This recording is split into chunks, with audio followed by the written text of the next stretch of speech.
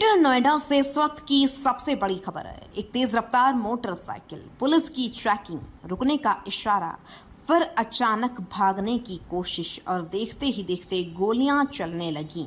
दादरी में उस समय अफरा तफरी मच गई जब कथित स्नैचिंग और चोरी की वारदातों में शामिल 3 आरोपियों ने पुलिस को देखकर भागने का प्रयास किया। पुलिस के अनुसार पीछा करने पर आरोपियों की बाइक फिसल गई और इसके बाद पुलिस पर फायरिंग की गई। जवाबी कार्रवाई में एक आरोपी के पैर में गोली लगी जबकि 2 अन्य को कॉम्बिंग के दौरान गिरफ्तार कर लिया गया। पुलिस का कहना है कि गिरफ्तार आरोपियों के कब्जे से स्नैच किया गया लॉकेट, चोरी के आभूषण, 40,000 रुपए नगद, अवैध हथियार और वारदात में इस्तेमाल की गई R15 मोटरसाइकिल बरामद हुई है। आइए जानते हैं पूरी घटना विस्तार से। यह पूरा मामला दादरी थाना क्षेत्र का है। पुलिस के अनुसार 23 जुलाई 2026 को थाना दादरी पुलिस और ग्रेटर नोएडा SOG टीम घोड़ी बछेड़ा से हजरतपुर नहर बंबा के पास संयुक्त रूप से चेकिंग अभियान चला रही है। इसी दौरान पुलिस की नजर एक संदिग्ध R15 मोटरसाइकिल पर पड़ी जिस पर 3 युवक सवार थे। पुलिस ने बाइक को रोकने का इशारा किया, लेकिन पुलिस के अनुसार बाइक सवार रुकने के बजाय तेज रफ्तार से भागने लगे। इसके बाद पुलिस टीम ने उनका पीछा शुरू किया। कुछ दूरी पर पीछा करने के बाद आरोपियों की मोटरसाइकिल अचानक फिसल कर गिर गई। यहीं से मामला और गंभीर हो गया। पुलिस के मुताबिक बाइक गिरने के बाद एक आरोपी ने पुलिस टीम पर जान से मारने की नियत से फायरिंग कर दी। पुलिस ने आत्मरक्षा में जवाबी कार्रवाई की। इस कार्रवाई में एक आरोपी के पैर में गोली लगी और वह घायल हो गया। घायल आरोपी की पहचान आलम, उम्र 21 वर्ष, निवासी मोहल्ला रामनगर, गुलावठी, जनपद बुलंदशहर के रूप में हुई है।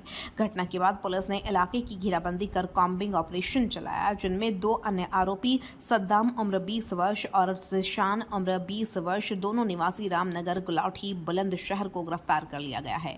बरामदगी: पुलिस के अनुसार आरोपियों के कब्जे से बड़ी मात्रा में सामान बरामद हुआ है, जिसमें शामिल है एक स्नैच किया गया पीली धातु का लॉकेट, आलम के कब्जे से 315 बोर का अवैध तमंचा, एक जिंदा कारतूस, एक खोखा कारतूस, सद्दाम और जिशान के कब्जे से एक अवैध चाकू, वारदात में इस्तेमाल की गई R15 मोटरसाइकिल, 4 जोड़ी चांदी जैसी धातु की बिल्चिया, 2 सफेद धातु के सिक्के और 40,000 रुपए नगद। अब आपको सुनाते हैं उक्त के संबंध में ADCP नोएडा, ग्रेटर नोएडा श्री संतोष कुमार ने क्या कहा। दादरी पुलिस और ग्रेटर नोएडा की अपराध नियंत्रण टीम द्वारा चेकिंग के दौरान 3 शातिर चेन स्नैचर्स को गिरफ्तार किया गया है। चेकिंग के दौरान एक मोटरसाइकिल पे तीनों आते हुए दिखाई दिए। संदिग्ध प्रतीत होने पर पुलिस द्वारा उन्हें रुकने का इशारा किया गया, जिस पर तेज गति से मोटरसाइकिल दौड़ाते हुए एक बदमाश द्वारा फायर किया गया।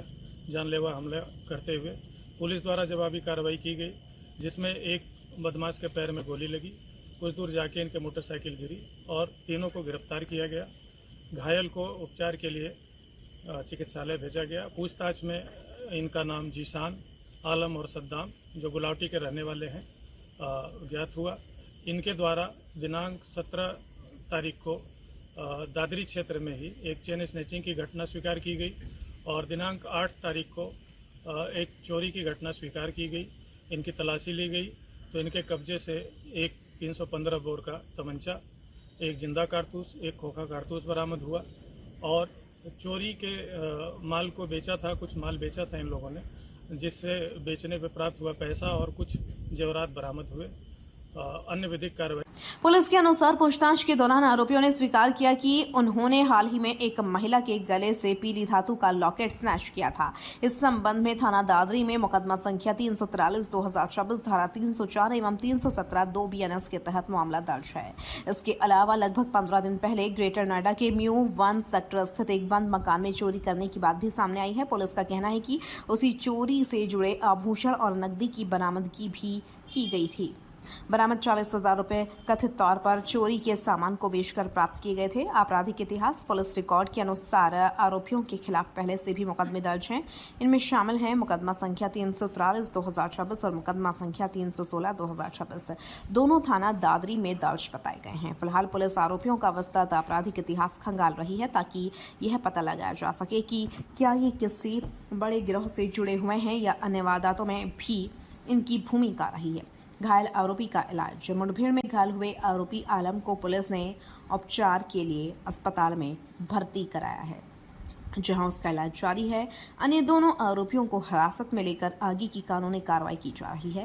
कानूनी पहलू, यह ध्यान रखना जरूरी है कि पुलिस द्वारा गिरफ्तार किए गए सभी व्यक्ति फिलहाल आरोपी हैं। उनके खिलाफ लगाए गए आरोपों की पुष्टि न्यायिक प्रक्रिया के दौरान होगी। अदालत में दोष सिद्ध होने तक उन्हें कानून की नजर में दोषी नहीं माना जाता।